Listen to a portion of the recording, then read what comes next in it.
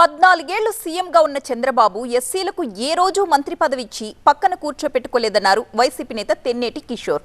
ఇప్పుడు మాత్రం తప్పుడు ప్రచారం చేపిస్తూ దళితుల్ని మరొక్కసారి మోసం చేయాలని చంద్రబాబు చూస్తున్నాడంటూ ఆరోపించారు. బస్సు యాత్రకు సంబంధించి భీమవరంలో ఏర్పాట్లను పరిశీలించిన కిషోర్ బస్సు యాత్రను విజయవంతం చేయాలని కోరారు. ఈ రాష్ట్రంలో జగన్మోహన్ రెడ్డి గారి పరిపాలన వచ్చిన తర్వాత దళితులకి అన్యాయం జరిగిపోయిందని చెప్పేసి మీ పత్రికల ద్వారా మీరు రాయిస్తా ఉన్నారు. మీరు 14 సంవత్సరాలు పరిపాలన చేసినప్పుడు మీ పరిపాలనలో దళిత సామాజిక వర్గాల్లో షెడ్యూల్ కులాల్లో ఎంతమంది బాగుపడ్డారు?